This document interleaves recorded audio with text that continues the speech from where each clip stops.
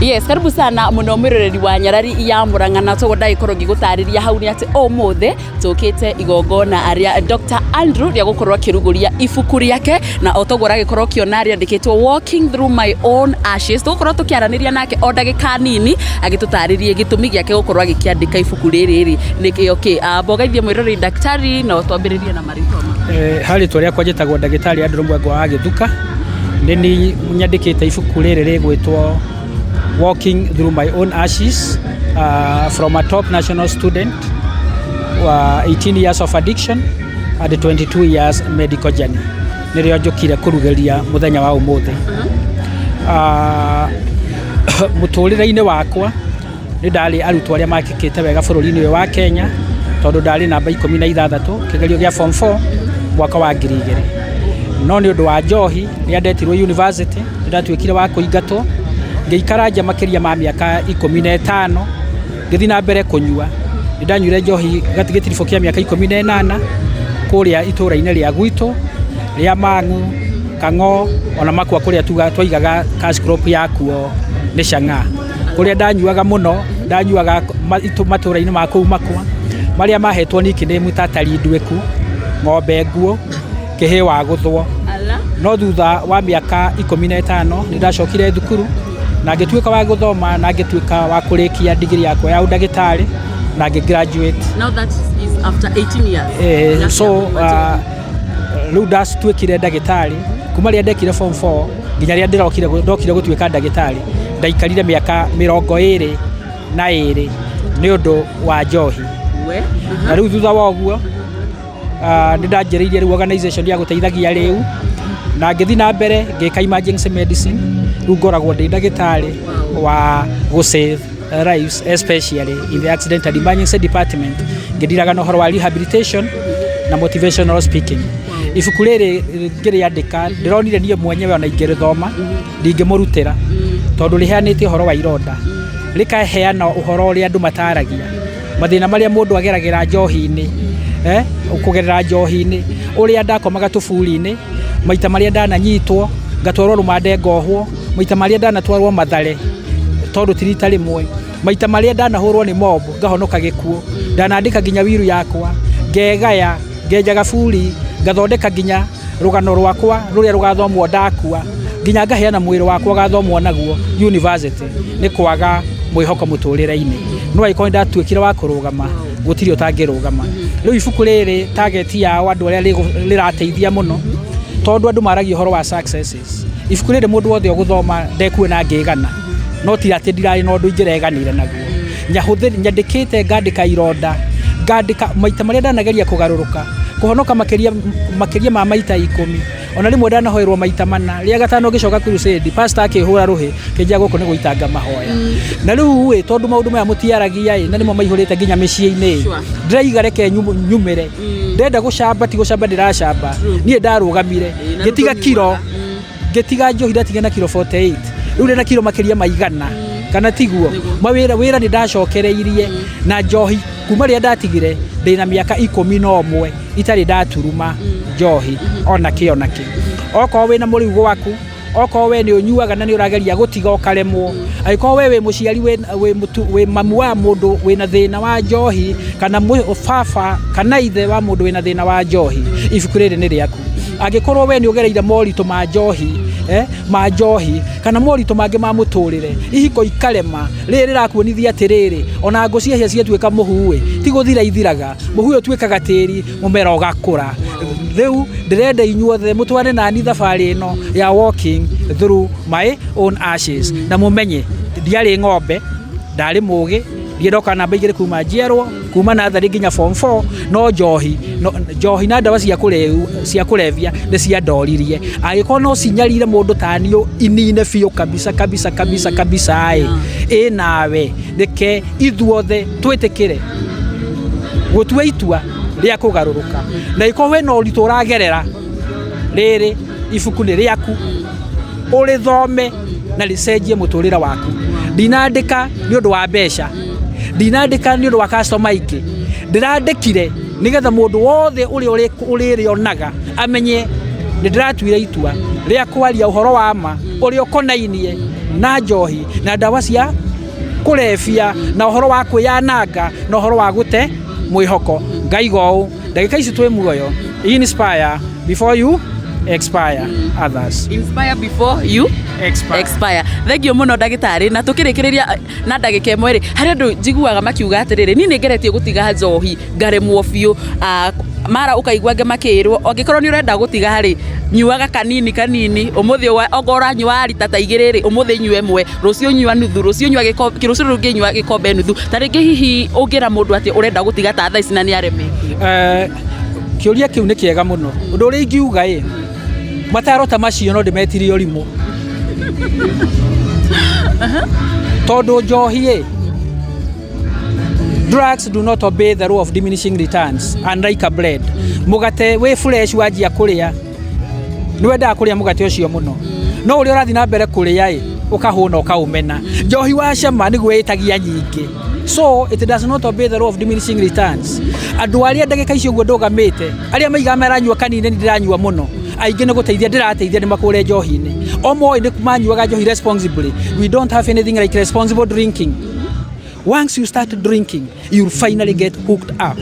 It now, ungiona ngitikira kurugama kuga maundu macio mothe maraiga nie ti guthoma thomete ibuku ndithomete mabuku nigetha ngamenya macio mothe ni ngerete ndanageria mothe and all of them failed. Miaka 18 ugeragia gutiga kunyua kanini gwika ngeka ndaneciria gwika uguo ngiuga thinywe ndanatiga njohi mieri 6 ngiuga riu uria ndika ndinyuaga kanini ngikondi ndarihwo muthenya ucio no thutha wa kurihwo ngiuga ngunyua cuba imwe kumania na hau nginya nyumba ndari nayo ndamiendirie yothe nginya ngui iria ciari thiini ngimiendia 5,000 nigetha nyone tu cia kunyua ndunginyua njohi nini. You must say no to addiction. Na nindatuire itua rimwe, even if I'm suffering from untreatable illness and the only cure is a sip of alcohol, it is better for me to die and rest in peace than take alcohol, get healed and live in pieces. Ka sober. We don't have any other option. It is either yes or no. You drink or not. We don't have in between. Well, thank you so much. Ndagitari ndiamenya ni tugukorwo tukiarangia o guku igongona-ini no nyene na ndagike matariki mundu wi hau ukorwete ukigiika arigwo ni mundu uriku cio ungindaithia ni tuona wina ibuku wandikite haha taringi watwira ni teithagia andu mangigukinyira atia mundu ucio urona ni nginyite muico ni nemetwo ni kunywa ngigukinyira na njira iriku okorwo taru nginya okorwo ni bana teno ni nyandikite namba yako ya thimu okorwo ni ibuku tariri ona okorwo ti maingi mrina namba ciakwa cia thimu mundu ngienda kunginyira no arore Dr. Konyotoka kana nginyire na namba ya gibugu 7 gibugu 3 4 1 gibugu 6 gibugu 3 0737 410 603 nacio maiga ni manyuite atire njohi munyuite mwina kamweke ga kugaruruka no mwecirie ni mukunyua makiria aria twari nao magiciria ni mekunyua magaruruke baadaye aingi ni athike riu uguo arathikiriria tha ici we tuitwa ria kugaruruka ndirakwira ukengue ngutware rehabilitation ukatuthi nawe thabari ino yakwa ya muhu ni nyumite muhu-ini ngakura nawe nguruta muhu-ini Ngai ni akandathima no ndu ucio mwe. Wow, waiga ni Dr. Konyotoka haria Facebook kuria TikTok jetagwo Dr. Konyotoka. Dr. Gitumi kiria ndonire ndeita Dr. Konyotoka no ko ndi ndagitari ti wega nyendaga kurirate na aria twanyuaga hamwe nikio nditaga ndagitari o uria ndagitagwo atiriri mundu uria ungiatwikire ndagitari ndatwikire wa kunyotoka atwikire muriu no finally ni atwikire wa kunyotoka na thutha wa kunyotoka agitwika ndagitari. Wow, asante sana Dr. Konyotoka mwiro-ini wake igwa Dr. Konyotoka athiite thabari ya gukorwo akinyua njohi kwa makiria ma miaka 22 no muthenya wa umuthi ni atigire kunyua atwira ni miaka 11 kuma riria atigire gukorwo akihuthira njohi na ndawa ciothe cia kurebia ngikorwo nawe wi hau ni ukoretwo ukinyua njohi ukarigwo riu nie ndiramenya uria ngakorwo ngitiga thoma na ndagitari na ibuku riri otogura gikorwo akiona ariandikitwo ni walking through my own ashes ni muhu aragerera through muhu wake we mwenyewe tondu kwa ihinda riu riothe ni agikorirwo akinyua no umuthi ni arugamite ni athire na mbere na kothi yake na wakiwa ni ndagitari urakorwo akirigita andu na ni raikorwo agigiteithiriria nginya aria magikoretwo makiri addict na makoretwo matakuhota gukorwo magigitiga uhuthiri wa njohi Ondo mwe na ndawa cia kurebia ke tukorwo tugithikiriria rugano rwake tuthi na mbere na gukorwo gohopu we mwirori wi hau no agikorwo ugitwika inspired ni ndu wa rugano rwa ndagitari kunyotoka na ni no guthi na mbere na gukumenyithia uria maundu magithiete na mbere na gukorwo magigeikara guku guo na muno makiria guku bururi-ini witu wa Kenya. Nie njitagwo Nyarari ya Murang'a, ngatho cia mwanya. Aione pesa sijanunua, nimenunuliwa. Na ile sababu nilinunuliwa suti. Ile sababu nilinunuliwa suti ya kwanza nilinunuliwa na Pastor Zebra. Baada ya kwenda kanisa na zile ebo akaniangalia akasema, ukikuja kanisa utaki kuja namna hii. Akanipatia 1000 akaniambia ndio ununue kiatu, na the following day akaniletea suti ya kwanza. Ya pili nilibaiwa. Hii juu ya maisha yangu venye mmeisikia, I like being simple. Ni watu walienda kupima nguo pahali, kupima nguo za kuvaa. Wakasema tunajua mwenye sherehe. Na mwenye sherehe ni rahisi atakuja na t-shirt. Sasa sisi ni sisi tutakaa wenye sherehe. Nienda nikatengeneza t-shirt kama hii, nikajua ndio nakuja kama nimevaa hii sherehe. Nikasema venye nitaifanya juu naona iko na mikunjo. Nitaivaa siku moja ili niende nitoe, niipige pasi ili nikuja nayo siku ya leo. Lakini sijui walijua namna gani. Juu sikuwa nimeambia. Nikapigiwa simu. Nikaambiwa enda Nairobi pahali fulani upimwe ile nguo unataka, lakini uhakikisha ni suti. Kwanza nikakataa. Tulikuwa na daktari mwenzangu pale akaniambia, "Hai, wezi vaa wewe, ni lazima." So I had to go. Ndiposa nimevaa suti ya kununuliwa. Yule alinunua, asanti sana. Na shati, na viatu, na mshipi, hakuna kitu yangu nimenunua ila tu simu. So I don't know what I'll tell you, but in anything, mkisikia kitu nitasema, if you hear me anything, wacha nirudie, whatever you hear me say, uishike vizuri. Whatever you hear me say, uishike vizuri and never forget. 1, Madhi amesema yeye anakaa bashishi additional life, ile extra. Pia mimi nikisimama hapa najua nakaa extra life. I was 100% sure beyond any reasonable doubt that by the age of 30 I won't be alive. And so I was doing everything humanly possible to ensure that by 30 years I won't be in this world. But currently I am here.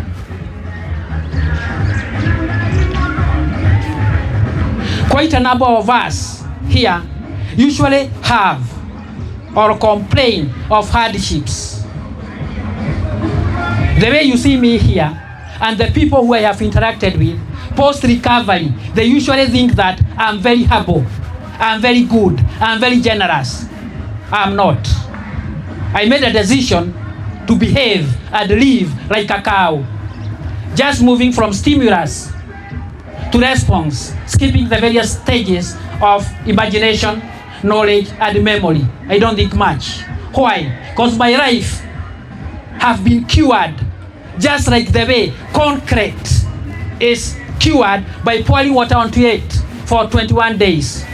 In this life, the only thing which I have never done is dying completely. Only death itself is the only thing which I escaped. Some of you may have children, husbands and wives, and you are complaining of their behaviors. They are drug and substance abuse. They are indiscipline. I say they should not run from their own experience. Let them learn from my experience.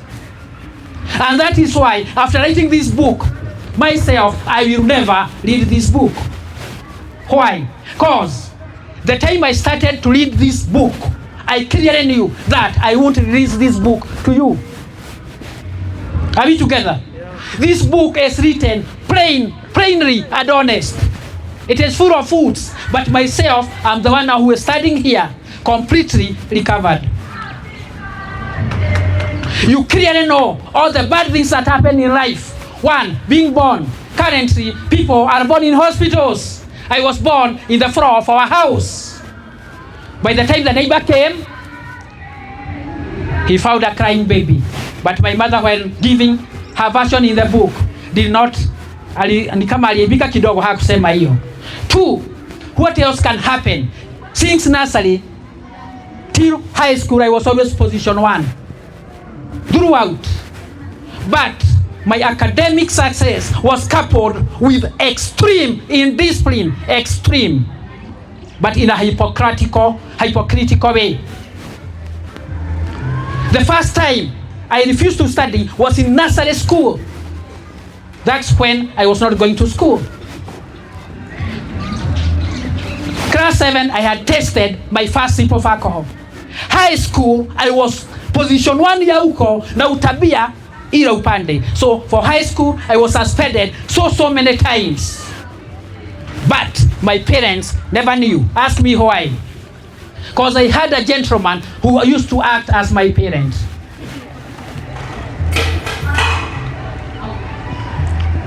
For all the suspensions, I never used to go home.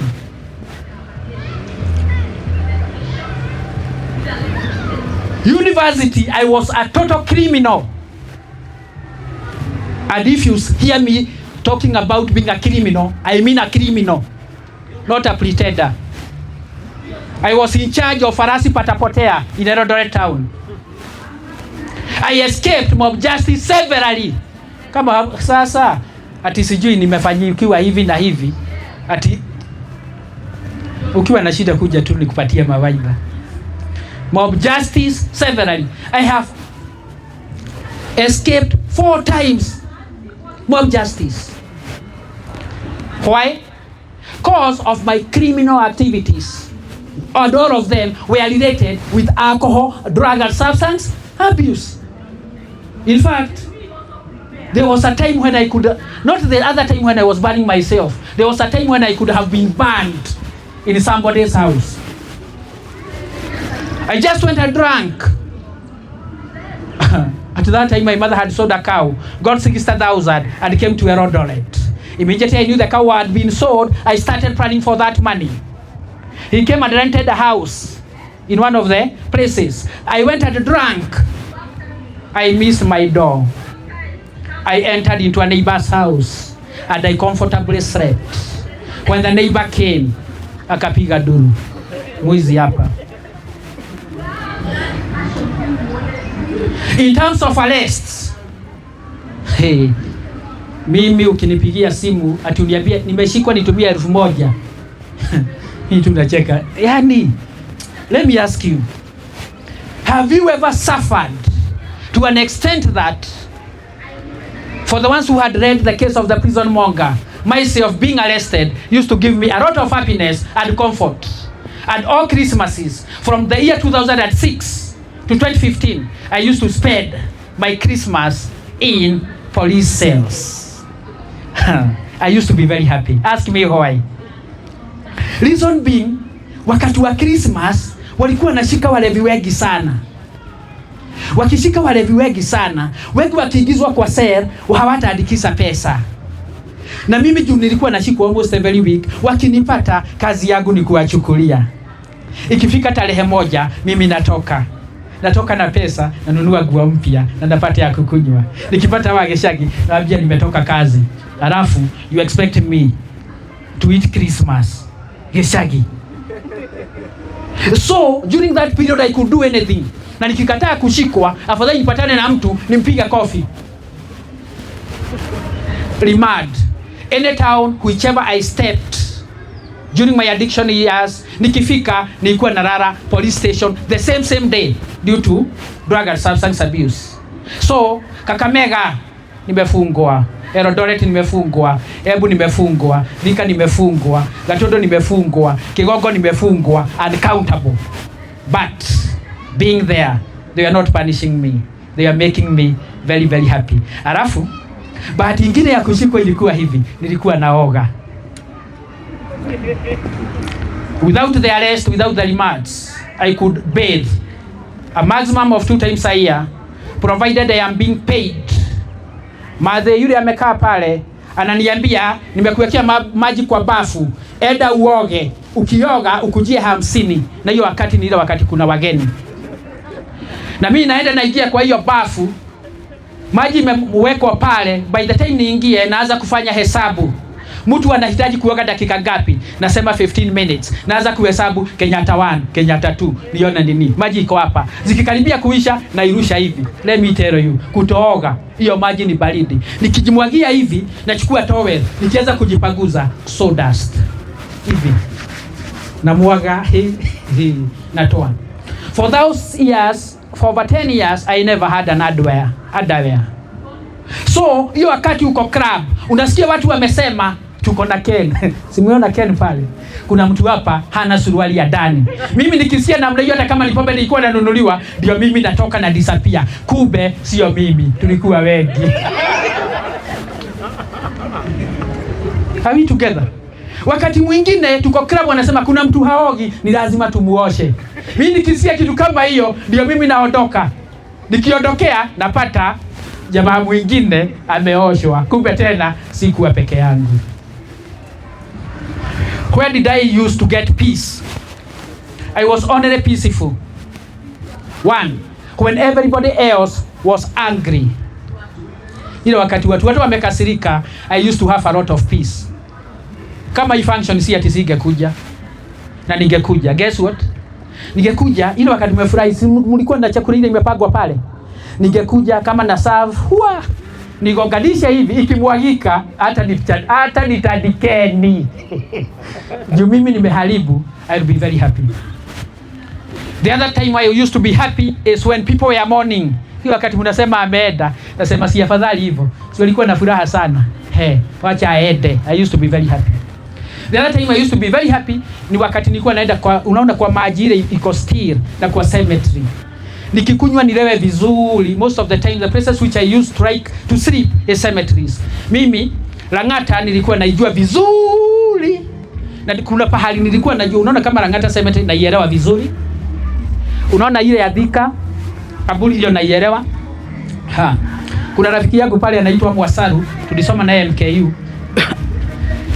Nilikuwa napita, mnaona ile Thika War Cemetery, nilikuwa napita pale tukiwa na akina Mwasaru na Dr. Alice pale. Naona wananiheshimu, najiuliza if at all they know me.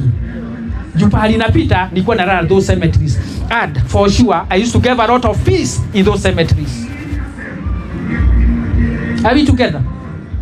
The other places I used to sleep ni kwa benches, hospital benches na nini. Are we together? Now, I have done psychiatry as a course. Ile ya shule ya kufanya, ya kusoma. But, hata hiyo wakati nilikuwa naenda tena rotation ya psychiatry, ile muda nilienda kusoma rotation ya psychiatry, wakati nilikuwa nafanya degree ya medicine, ni kidogo kuliko ile muda nimekaa Mathare. Mathare familia isainipeleka, university isainipeleka. Kotini jaji asaiangalia akasema huyu mtu tumemzoea, hatutapeleka remand. Tukipeleka huko anafurahia. This person is unfit to start trial. Tumurusha Mathare nigoje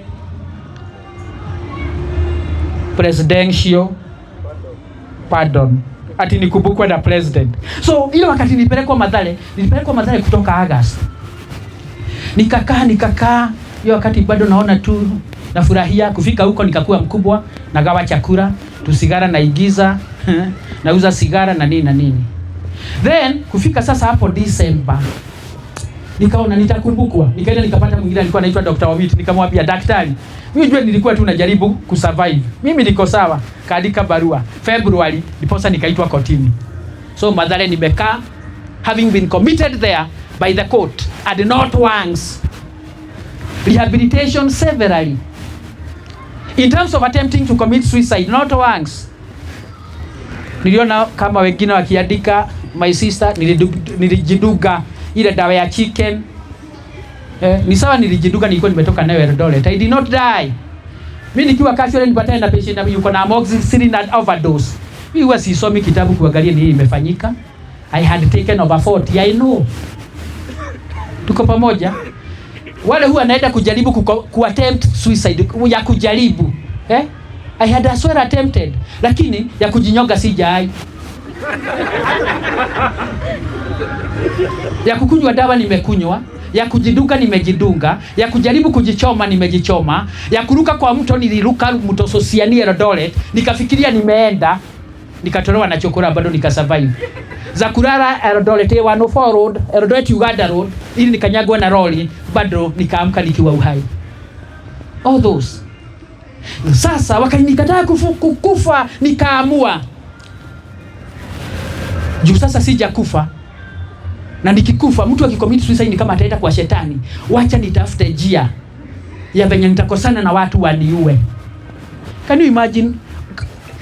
Mjiweke hiyo situation. Uko na mtu amekuja amekuchokoza, na yeye anataka mtu anaweza mgoka akufe, and you start engaging such a person. Nani ataumia? So in everything which I was doing, ilikuwa tu huwa. That's why kitabu ile kitu tu nimeandika around 10%, but almost everything. I used to do the things which could never be done. Lakini saa hii ile sababu nilisema niandike is so that you just learn from my experience. I believe I'm the only one who have ever given a gift which have never been given and which shall never be given in this.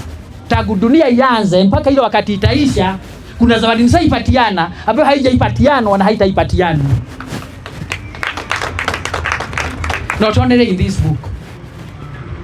Can you imagine yani mimi haswa if I did not try?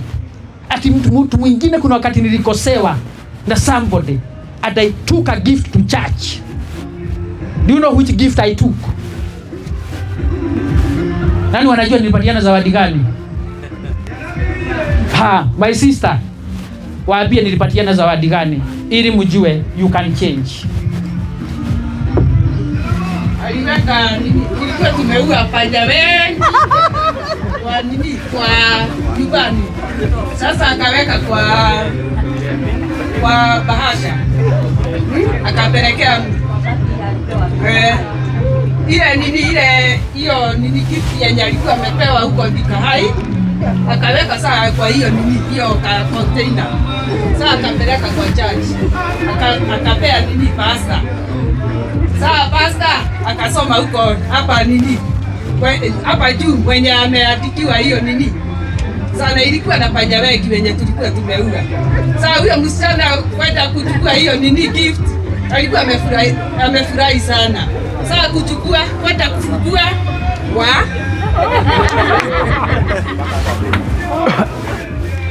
So you can get how my thought processes were. The way you usually gift ladies good things, myself I gifted rats. I have also had another case whereby I was given a responsibility of burying a donkey. Can you imagine? Nilirealize ile wakati nakunywa pombe, nikikunywa watu wanagoja watu huko. Nikasema endeleni kugoja, mimi hakuna mtu atainigoja. Nikaenda nikadununua syringes mingi, nikazijaza Marathion. Nikitembea kila pahali najichunga, ziko kwa mfuko. Siku moja nikikunywa hapo Kang'o, nikitoka nikaona watu wamenigoja. My principle was one, nikitoa haiwezi rudi. Wakati nilitoa watu wakadisappear, kulikuwa na puda hapo. Puda ikapata dose, ikakufa immediately. Mwenyewe immediately kwa hiyo kijiji walikuwa najua yule mtu anaweza kuwa na hiyo tabia ni mimi. Sasa akakuja akaniambia, puda yangu umeua. Hii puda hata kama hunilipi, uende ubebe hiyo puda, uende ukazike. But because of my nature that time, I did not have any other option. Nilimuuliza, wewe ni binadamu, hiyo ni puda, endelea na hiyo maneno. Na hiyo maneno ikaisha. Are we together?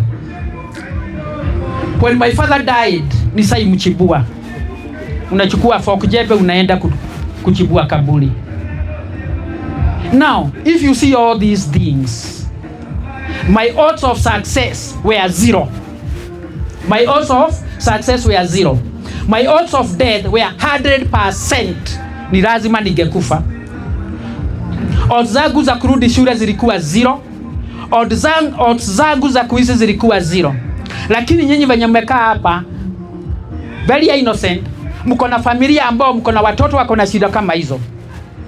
Instead of speaking, mnanyamazia. Nimeenda kuongea hii maneno pahali pengine, nikaambiwa hivi. Mimi huwa naambia pastor wangu, mtoto wangu alienda Amerika na mtoto wangu alifungwa kamiti. Wengi wanaficha hii maneno. You should speak it up. Na kwa sababu mlikataa kuongea, watu wanaficha. Mimi nilisema I'll tell the people the truth. Kama mkipatana na mimi kwa hospitali nikitibu useme sitatibiwa na yule mtu alikuwa mkora, it's as well okay. I have saved a life. I'll go to heaven.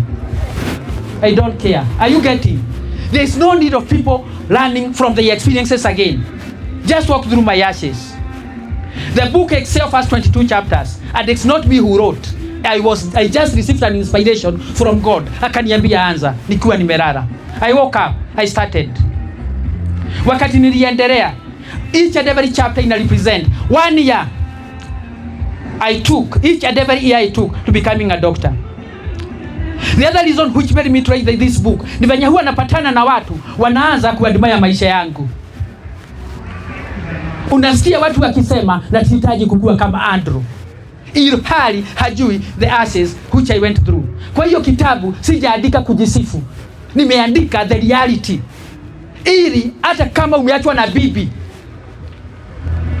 hata kama ni shule umeacha, hata kama watoto wako wameharibika, ujue there is hope. Fungua tu just one page, ufungue tu hivi, itakusaidia. Nilita one of the reviewers a review that book. Nikauliza, can this book, hii kitabu, can it be produced as fiction? Nimpatie jibu. Niliambiwa hiyo kitabu kama ningesubmit kwa editor, aitoe kama fiction, ingekataliwa. Reason being, so such things can never happen. Kitabu ingerudishwa itolewe some scenes, haziwezi happen. Mwingine akaniambia hii kitabu inahitaji itolewe movie ama documentary. Lakini swali wakaulizana wakasema, lakini who can be the main character? Who can be the main character in this? The way I'm studying here, naweza mwambia hivi. Currently, myself, I could not have even the private parts. Singekuwa. Juu kuna wakati kwa hizo piruka nikienda kuruka kwa hizo mafengs, nienda nikajikata na huko. So instead, si unajua uko na laceration, nikapata infection. Kupata infection, hakuna mtu ananipeleka hospitali. So ilibidi nitokee plot, ninunue kisu.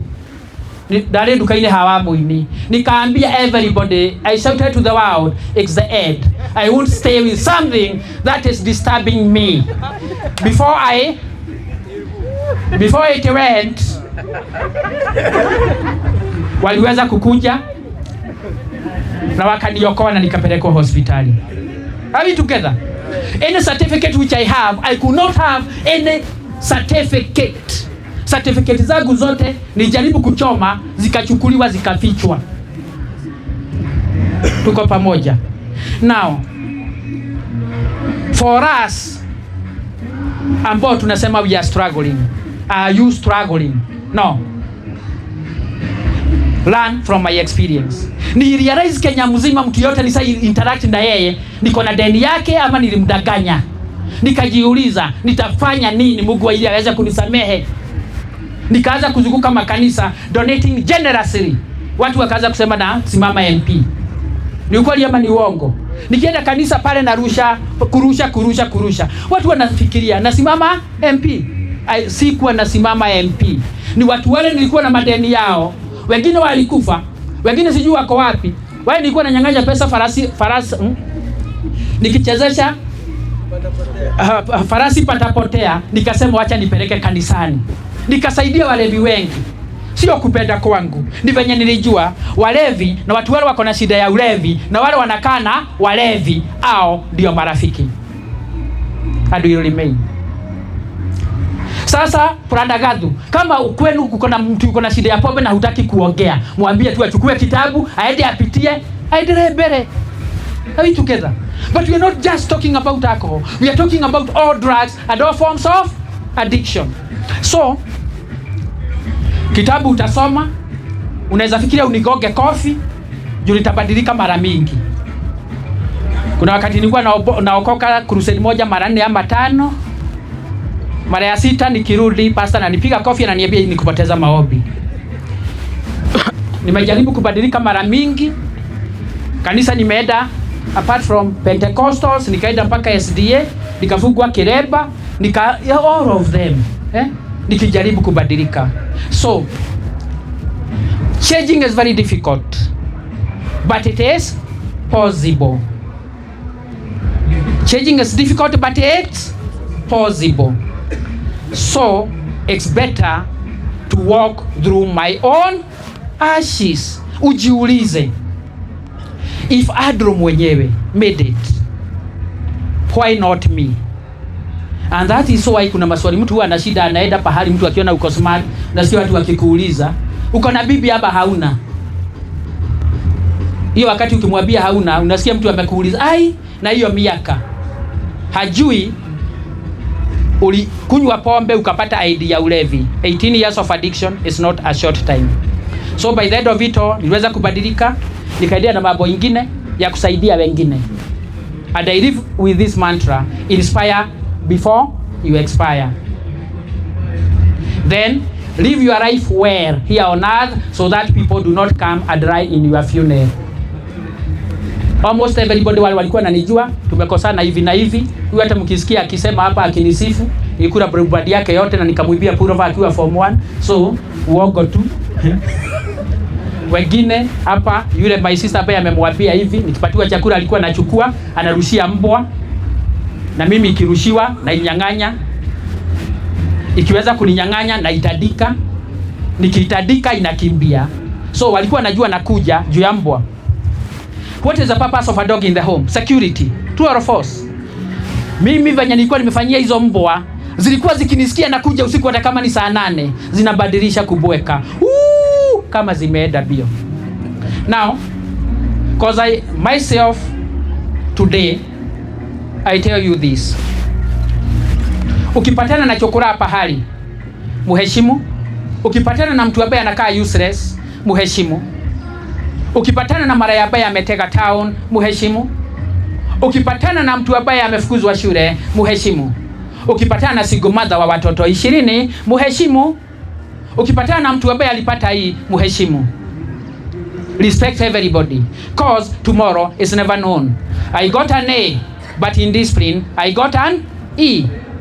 May God bless you, and may this book, Walking Through My Own Ashes, inspire you as you expire. Currently, apart from that, ile wakati sababu nilifuweka hii round hivi, juu nilimaliza nikakuwa daktari, tukapatana na kina Mwambuli, nikafanya emergency medicine. My work is just to identify the life threatening conditions, kitu kama heart attack, hapa una manage, stroke una manage, pulmonary embolism, hayo. Unaona zile vitu za kuua haraka, ile kitu inaweza kuua haraka, hiyo unaishughuliki. Lakini sasa hii homa ya kawaida, homa ya kawaida sio yangu, lakini bado naweza patana na mpatana nayo. You may not have that problem. You can as well sponsor a copy. Na sasa, in terms of this book, unaweza nunulia mtu mwingi, aende asome na aweze kusaidika. May God bless you.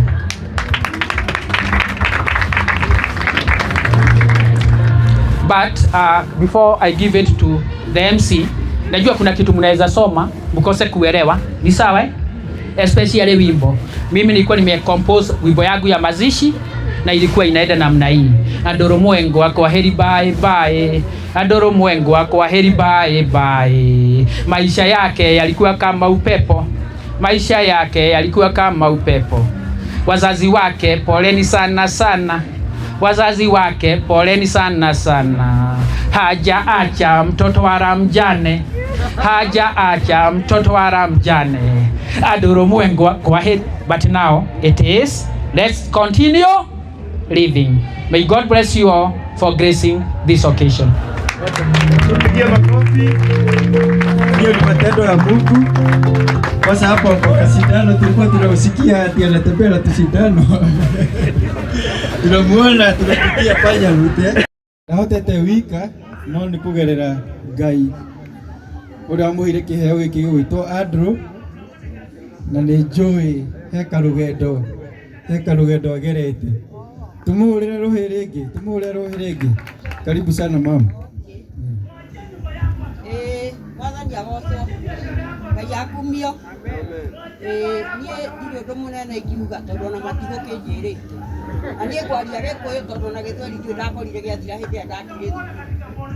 Rĩu niĩ no ndĩmwĩrire nĩngenete mũno nĩ kuona mothiũ maingĩ mageni. Ona arĩa matakĩnjũĩ wĩtagwo Mary Njeri Gĩtuka. Na we brother tuge wĩ wa kaigana, wĩ wa gatano? Brother nĩ wa gatano. Na nĩ Ngai ũgĩtũkinyĩtie hau. Harĩa ingiuga hanini no tugire andũ arĩa me haha matuĩkĩte aciari na arĩa matatuĩkĩte ũhoro wa kũgĩa mwana na kũmũrera na gũkinya mĩaka ta ĩno to ũguo.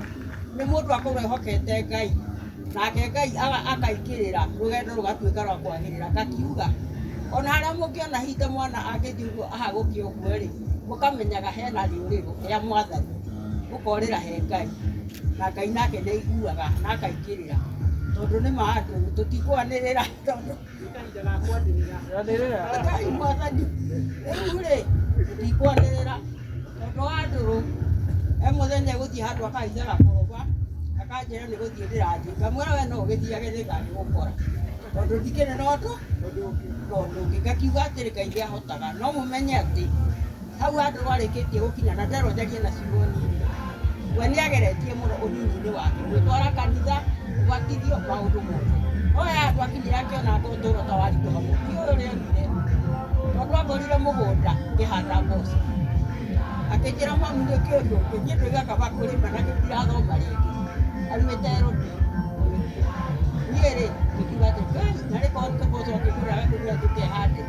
Na githĩ ti woĩ gĩkĩ na ingĩũria arĩa me haha anini kana akũrũ ũhoro wa gũkua ngoro ĩyo nĩ no, na ona arĩa itakĩũĩ Gĩthũngũ. Mũndũ ndakanakue ngoro mũndũ atathikĩtwo, ona no athikwo rĩngĩ anjũke. Ĩyeketa bunda, nĩ mũraririkana bunda yaikĩrio tĩri ekaga atĩa? Ũguo na we haha araigua hakorwo nĩ gwĩthikĩtwo.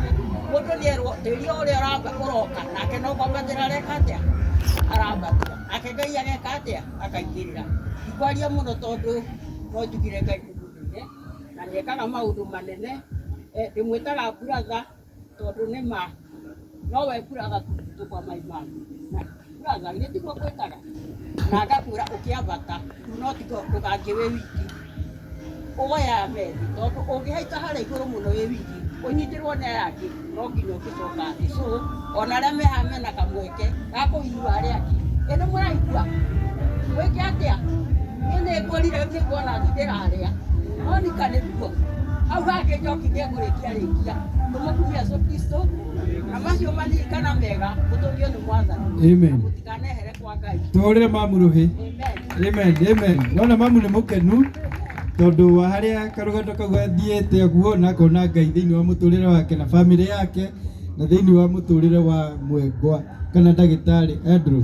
Ndĩrenda gwĩta Hannah Gathoni nĩ sister oke atwarĩrie ndagĩka igĩrĩ ina comprehensive way. We akĩrĩ mũthomu ndahiana mamu akorire Gĩthweri gĩathira.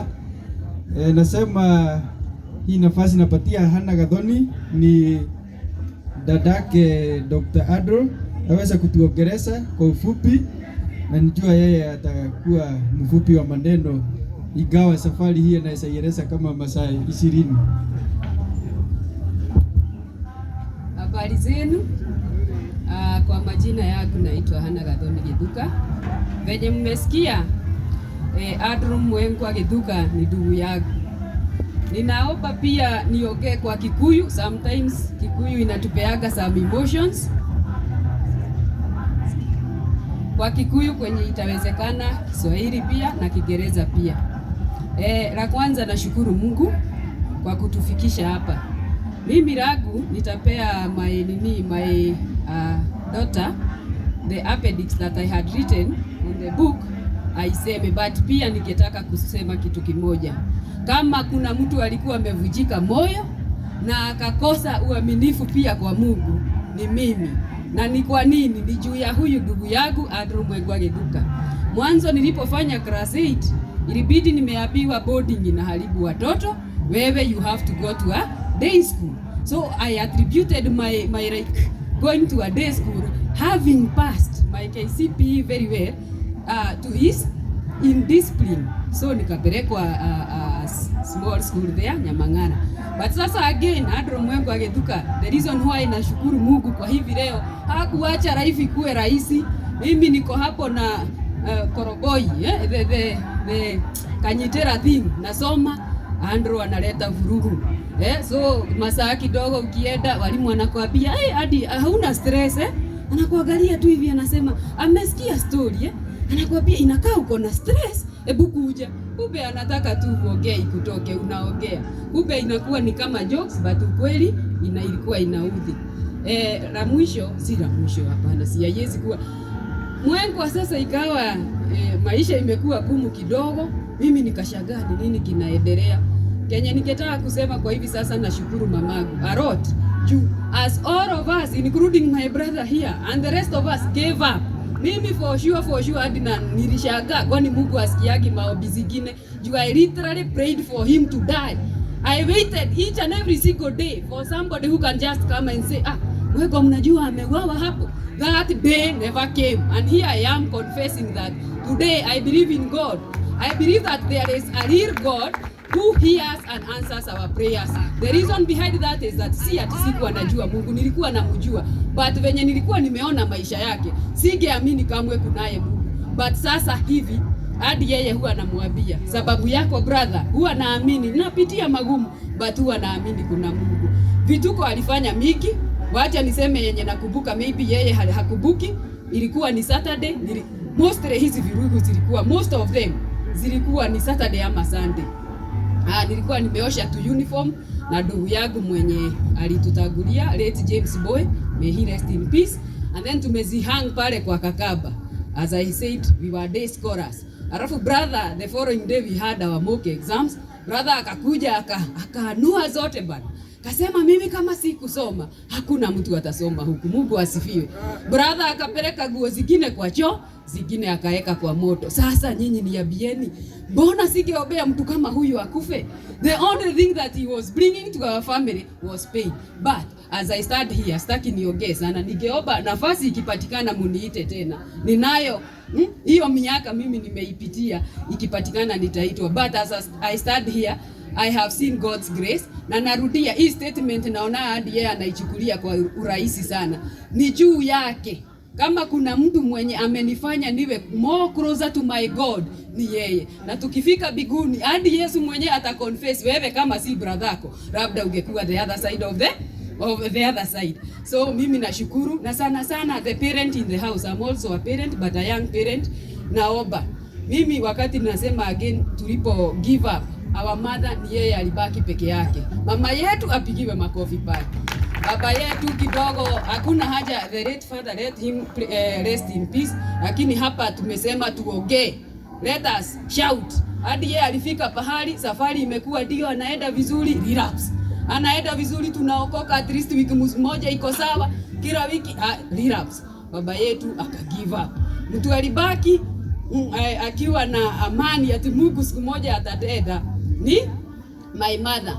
And as I sit down, kidogo nisahau, ninaye alama wa mkono, mwenye haamini anitafute hapa. Wakati mmoja alileta vurugu, nami nikasema kweli huyu Mungu ako na jokes. Wacha leo tuchukue sheria mikononi. Nikaamua huyu brother wacha nimmalizie. So nikachukua chuma. Wakati brother wangu aliona kweli nime-aim kugoga hiyo kichwa, akaniuma hapa kwa mkono. Ninayo alama, mwenye atatamani kuiona anione kado nyuma ya hema. So as I'm saying, as we talk now, I wish to thank God because God lives. And I'm saying I believe in God and everything that we are passing through. Maybe you are going through, like each one of us here have a difficult or going through some challenges. Let us believe in God. As we talk now, I'm a fourth-year medical student, courtesy of Dr. Andrew Mwengo. Because, as I said, I attributed my miseries to him. How do you expect me to go and perform when you had really spent a whole night beating us around, tukimkibiza huko kwa DC, sijui akifanya nini? I couldn't. So later on sasa amekuja akani encourage, rudi, and actually he is paying some amount of my school fees. So mtu yeyote yako hapa na wa encourage pia, waacha tuendelee kumwamini Mungu. Chochote chenye unapitia, kuna wenye wameoa, kuna wenye wameoleka. May it be ni marriage issues, may it be ni academic issues, may it be you are battling something in your life.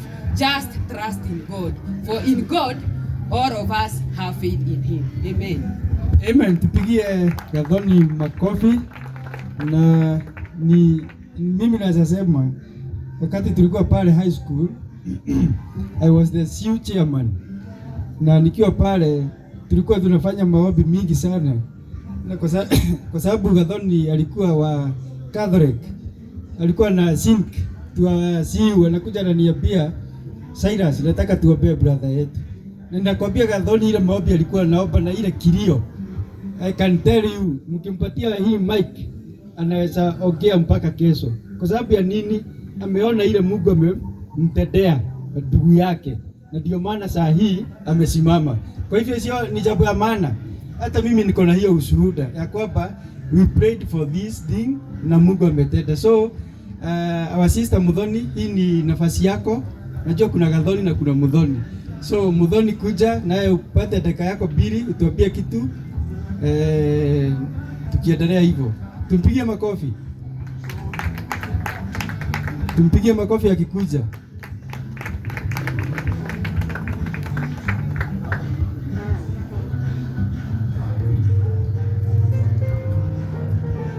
Kwa hivyo leo tuko hapa kushukuru Mungu kwa yale ametenda. Sio jambo la kawaida ama jambo rahisi.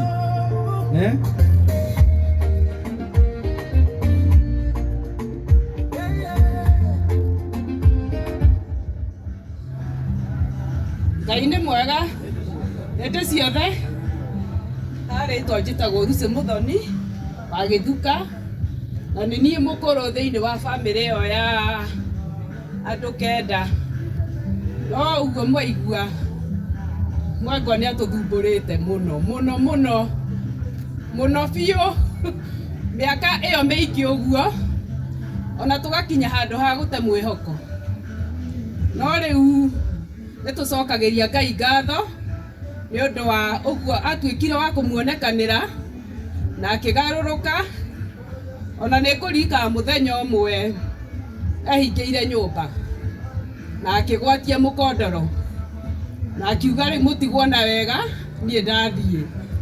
No rĩrĩa onire nĩ ekũhĩa rĩu kĩama na nĩ ahingĩte na thĩinĩ, na ithuĩ rĩu twĩ haha tũramũthaitha hingũre, nĩguo acokire akĩona rĩu biũ haha nĩ ngũhĩra nyũmba na nĩ ngũkua. Akĩhingũra na agĩũka akĩambĩrĩria gũtũhorithia mwaki. Tũmũkumie Yesu Kristo.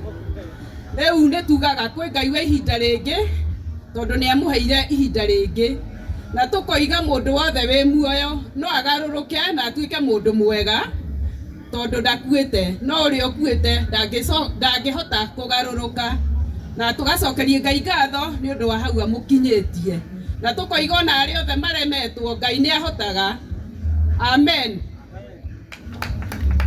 Tumpigie makofi. Asante sana. Kama vile tunaendelea na hiyo program, unaweza sikia hiyo mambo ni ya motivate kila mmoja wetu, na nafanya vile nilikuwa nimeambiwa na daktari.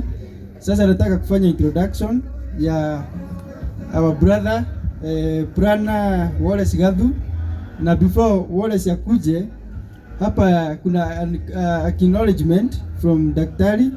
Inasema, distinguished guest, please join me in acknowledging Prana Wallace Gathu Mochu, senior physical planner with the county government of Kiambu and lecturer in the Department of Landscape Architecture at JKUAT. While his distinguished career includes key roles in UN Habitat and Nairobi City County Open Space programs, his presence today is equally a celebration of an enduring personal bond as a village mate, fellow Thika High School alumnus, and someone whose academic journey was guided early on by the author as his Form 1 mentor. His support today is deeply meaningful. Ladies and gentlemen, tupigie Bwana Wallace Gathu makofi ili aweze kutuongelesha. Karibu sana. God is good and all the time. Thank you very much, Bwana MC, for that introduction. I didn't know that Dr. Githuka hata mimi ananifuata, but I'm grateful to God. Nataka kuchukua hii nafasi nishukuru all the attendants for coming to stand with this gentleman. Sisi tukisoma tulikuwa tunamjua as Githuka.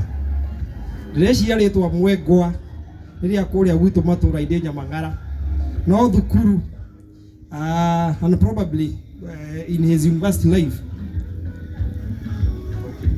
in his kwa maisha yake ya shule ya university anajulikana kama Githuka. Sasa nimekaa hapa nikasikiza mam, na mam, you have a very special place in our hearts. Tunakumbuka sana hizo siku tukisoma about miaka kama 25 ama 28 hivi high school.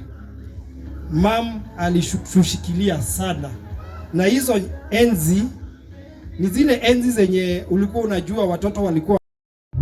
Habari zenu, mimi naitwa Kenneth Kinuthia Nduge, na ni rafiki yangu. Wacha nimwambie maajabu ya Mungu. Huyu daktari tumekunywa na yeye, mambo yote tumefanya na huyu daktari, tukakunywa na yeye, tukakunywa hata sijui naweza sema aje. Sasa daktari mimi akaniacha tu nikikunywa. Tukakaa kama tumekosana. Sasa mimi nikakaa. Sasa mwaka wa 2022 hata mimi nikaamua nimfuate. Sasa nimemfuata daktari. Sasa tuko na urafiki sana na yeye. Sasa mimi niko kama daktari. Sasa nataka kusema mimi naweza ambia mtu Mungu ni mwema kila wakati. Vile Mungu amenisaidia hata siwezi ongelea hapa. Mimi najua kuna Mungu mbinguni. Asanteni sana. Asante sana Ken. Ken is tumetoka in the same village na tabia yake haikuwa mzuri. Vile amesema alikuwa jamaa msubufu sana, na unaona alikuwa mrefu, alikuwa na nguvu, alikuwa anatusika kichwa hivyo na unaona anakufinyilia chini. So lakini siku ya leo tuko na ushuhuda yake. Ni jamaa mnaweza paka kitu naye leo na hiyo kitu itimie. Kama leo alifika mpaka mbele yetu. Tulikuwa tumesema tufike saa 5, yeye alikuwa hapa before. Akanipigia simu akaniambia naona gari yako mahali umefika. Nikamwambia niko huko. So he's a good guy and he's doing well. Na Ken, usirudi nyuma. God is taking you far. Yeah. So nataka nichukue hii nafasi tena niite Brian, kuja nawe ukuwe na dakika yako moja. Hawa ni wale watu kuja na daktari na Mungu amewatendea. Karibu.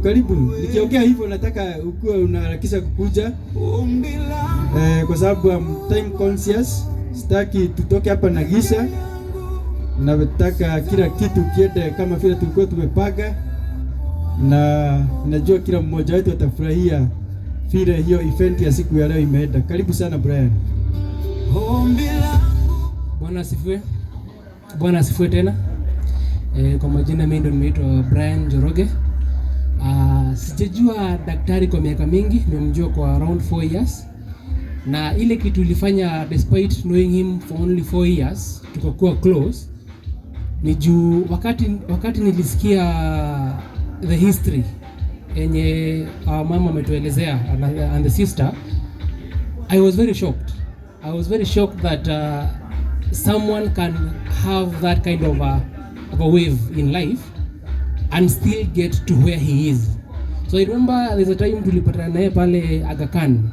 I think you remember daktari, and I have been pressuring him that this story, that your life experience should not go to waste.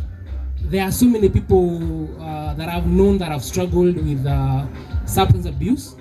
Unapata ni kijana, let's say miaka 4-5, wengine even 2 years, and their life go to waste permanently But the fact that you can have that kind of a trajectory for 18 plus years and still get to where God has put him, nilikuwa nampresha sana, namwambia hata ukikosa reviewer ama ushinde ufike mahali ushinde kutype or anything, just let me know, ndakusaidia. But God is great that this day has come. The book ameandika, I'm waiting to see it. I can see beautiful work here. Nangoja kuiona ndio niweze kusoma that story first hand. Mungu awabariki. Asante sana Brian. Nataka nipatie Philip naye akuje aweze kutuongeleza kidogo. Nataka tuende hivyo haraka haraka kama wanajeshi. Karibu. Thank you. So, ladies and gentlemen, I want to start by stating a phrase by one George Shaw. He says, "We don't stop playing because we grow old. Rather, we grow old because we stop playing." I want to thank Dr. Andrew so much because he's been in this field of addiction psychology as an active player. You know, some of us going to games to just participate, but he's been a really player. So my name is Philip Mbogo Mongwale. I'm from the county government of Taita Taveta, and I have known Andrew through my wife, Dr. Elizabeth, his colleague. And since knowing Andrew, just like majority have stated here, I didn't know that he had such a history, a rich one. It's there that I'm getting all what he went through. Andrew, I want to give you a name. I want to give you a name. Pace setter. You are a pace setter, my brother. According to the words of George Penta, he says, pace setters have got some 3 unique characteristics. And one is you take the lead. And indeed, Andrew, you've taken the lead. From where you started to reform, that means that you took that lead. And the second characteristic is you maintain the lead as a pace setter. You have maintained that lead. As a psychologist, a professional, I know the journey towards reforming from addiction is not an easy one. It is characterized by relapse and withdrawal symptoms. However, you are able to maintain that. To date, you are a pace setter, Dr. Andrew. And the third one is pace setters extend the lead. You have extended the lead in authoring this book so that it can help others who possibly could be going through what you are going through, and also to be able to inform all of us who are here on what we need to do to be able to help people who are suffering with addiction. I want to tell us that addiction is treatable, and I'm happy with this statement here. There is a statement I saw when I was coming in. Addiction is treatable. Oh, ikokoshati, yes. I saw that, and as a professional, I'm very happy about that, because whoever put that term there or the phrase knows exactly what it means. You are able to treat addiction, but again, just like I said, it is characterized by relapse and withdrawal symptoms. Then that means You cannot cure it in totality. So every other day you live, you walk the journey. And Andrew has indicated that indeed it is possible to move from addiction to new life. And that new life is also being demonstrated here today. So Andrew, thank you so much for that. I just want to ask all of us to be able to support not only Andrew, but those whom we are living together with and are suffering addiction. They need what we normally call in our profession, and Andrew knows this, unconditional positive regard. Let's love them. Let's support their cause so that by the end of the day, they are able to reform and we be celebrating moments such as this. I want to thank you so much. God bless you. I'm born again. Thank you, Philip, for your insight. So I want to take this opportunity, need Dr. Elizabeth, ni colleague wa Andrew, mahali wanafanya kazi, pia yeye ashuhudie, aseme ikiwa anaitwa daktari, huyu mtu anafanyaga hiyo kazi ya daktari, akuja tuwekee uhakika ya kwamba Andrew wanafanya kazi pamoja, and how he does it. Hello everyone, my name is Elizabeth. I'm going to give the mic to our class rep. He has more evidence than I do. Hello everyone, my name is Adrian. I happen to be a doctor and I'm this nice person. Alright, so we have tumesoma pamoja na Andrew, so we have only known him the 18 months that we have been in Aga Khan together, and we can say that sisi tumemjua kwa uzuri. The much that we have known about him ni kwa uzuri. His previous life we are also waiting to see from the book, and we are here to support him through the launch. Now I'm hoping that everybody else gets an experience to read this book and see what is inside and benefit from it. Sina mengi, sikuwa nimeprepare speech, but thank you for giving me a chance and Adrian to come and say hi and meet your family and everybody else. Thank you very much. Thank you, God bless you for honoring that chance. Sasa nichukue hii nafasi niite Dr. Heho, naye aseme kidogo. Ni brother ya Andrew, najua kuna kitu atasema. Karibu sana daktari. Asanti. Kwa majina ni Heho. Heho inamaanisha baridi, lakini mimi sisikiangi baridi. In fact, I'm very hot. So msikuwe na wasiwasi. But otherwise nikipewa tenda ya baridi, si mnajuanga uanga na deliver. Tenda yangu ikikuja na letanga 150% delivery. So msikuwe na wasiwasi hata kama leo nimewatembelea. Mimi ni daktari na mimi ndio mdogo wa kina Andrew kwa familia yetu. Mimi ndio wa mwisho. La kushangaza na a very interesting thing is that I finished school before Andrew.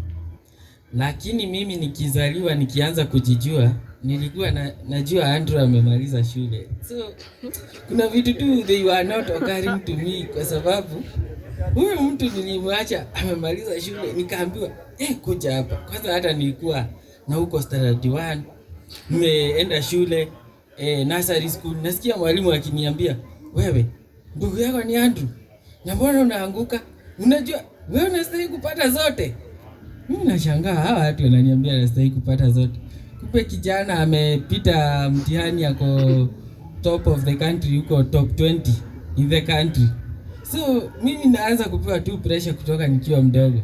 Kwanza hadi nakumbuka nilikuwa number 21 nikiwa nursery school. Nikaambiwa we itabidi umesoma kama brother yako. Nikaambiwa kwa nini mweto nyoi? Ukue very sharp boys na waona hapa vizuri sana. Mimi ndio nilianza kwa sharp boy wewe sai. And vile nikigrow ndio nilikuja kurealize, and actually ni Andrew alikuwa ananiambia that education without discipline only makes you a clever devil. Na ni mwengoa yeye mwenyewe ni alikuwa ananiambia hii maneno. kwa sababu mimi nilikuwa nashangaa what went wrong, but yeye mwenyewe anajua ati hii masomo ni discipline imekosa, ndio maana kuko namna hii, na ananiambia. So itemire ria mwego atemete. The role that Andrew has played in my life is that he became an example of what not to become, a direct mirror ati ukipita hii njia, this is what you are going to become, but so wewe upite njia ingine yoyote, lakini sio hii, wewe utafute tu njia yako. And thank you so much Andrew, kwa sababu as we were still studying na mambo ya mwengo vile mmesikia ni mingi mbaya. Mimi kwanza nilikuwa nakaa nikiwa na wasiwasi sana, kwanza vile niliport secondary school tukiwa na brother yangu, kwa sababu mwengo zile vitu zenye alikuwa anafanya zilikuwa headline worthy. Unaona anga zile vitu za headlines pale, breaking news, zilikuwa hizo vitu za hiyo design. Mara Soroma tora ine agarewe kile kwa radio. Unaona hizo tu program tu radio tu news tu yenye unasikianga sijui matora ine twende kwa villages. Huko alikuwa very good feature. Kwanza kutoka Gishagi kwetu alikuwa na shida, they used to report on him so much. Watu wanaanza kuuliza, najua Gishagi huko ni kwa kina nani? Uzuri tu tulikuwa hapo, hatukuwa tumeishi sana, kwa sababu watu walikuwa wanatuita hiyo wakati. Sijui kama wamebadilisha mambo. Watu itaga ageni. Haya niko mara kile hahorore ujuzi. Kwa sababu we moved there 40 years ago. I think right now it's 50 years ago. Lakini sinaona wao wameishi huko kutoka 18th century. Watasema sisi ni wajuzi. So uzuri ni ati hatukuwa tunajulikana sana. Kwa hiyo ni bale yao, ni klani ya kina nani. Lakini kila saa news za jioni every other month kimwana gweka, kimwana kufanya, amefanya. And it was very embarrassing, kwa sababu hata walimu wanakaa chini hivi wanakuambia kwani mutigeteithika. Watakupea tu maneno fulani wakwambia nyinyi hamwezi saidika. Nyinyi unajua kwenu juu ya huyu ndugu yenu, nyinyi mtakuwa tu kama huyu ndugu yenu. So msishinde mkitutisha hapa. Unfortunately, God, this event is a testament that anything can change. There is an evolution, there is a journey for everything. And hata ule mtu mwenye uko supposed to write off haraka, at least vile tu mamangu amesema, until umweke kwa kaburi, uone you have witnessed with your own hands, ukaweka mchanga kwa kaburi yake, you are very early in the schemes of God. Usijaribu kutangulia kwa schemes za Mungu. Wewe tulia upangwe. Mungu ako na mpango yake na hawa watu wake. Na sisi kama madugu na madada wa watu wenye ambao wana struggle na hizi mashida za addiction ama kupoteza mwelekeo, vile tu daktari amesema hapa Philip, ati tuendelee kuwapea hiyo positive reinforcement all the time.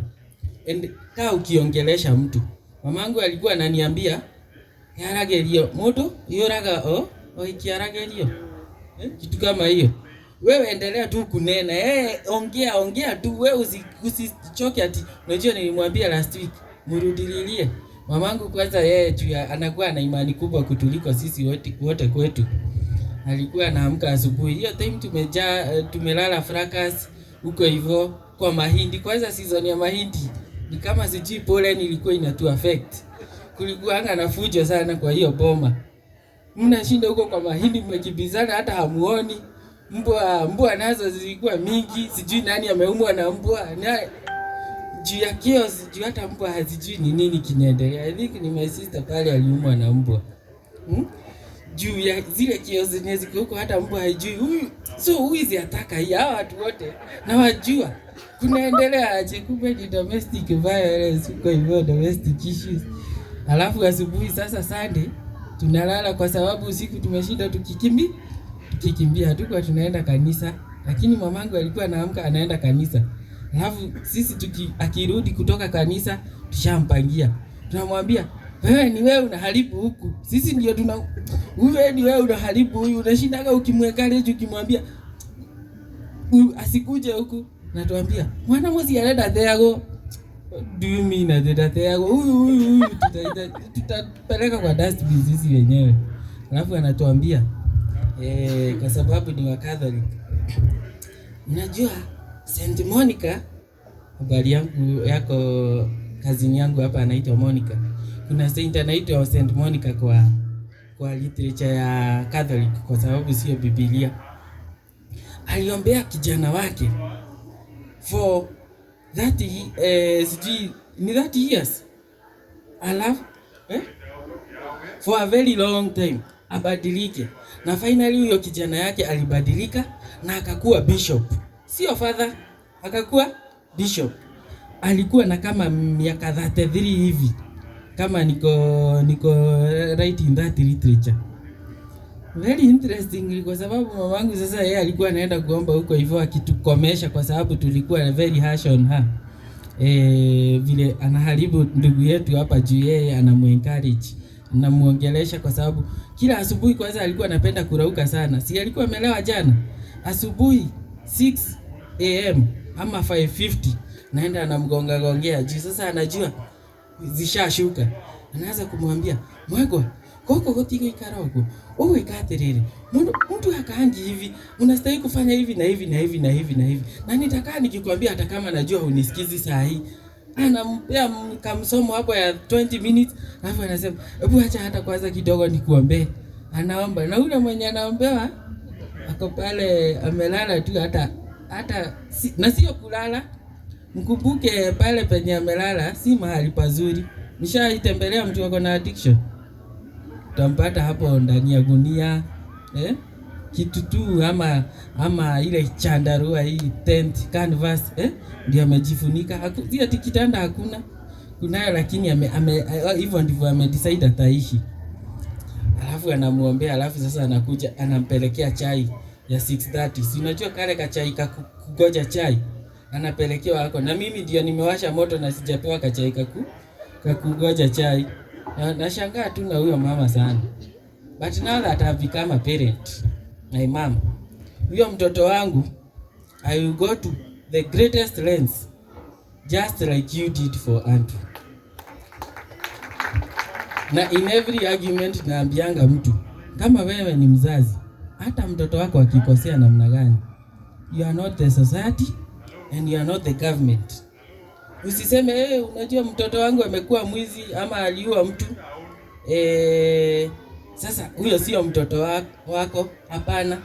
Your job is to love your child vile yako, lakini usistand between him and the government, between her and the government, ama between her or him and consequences.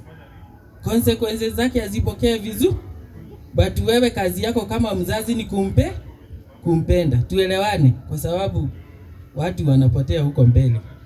Usikose kupenda mtoto wako kwa sababu ati watu wanamchukia, hapana.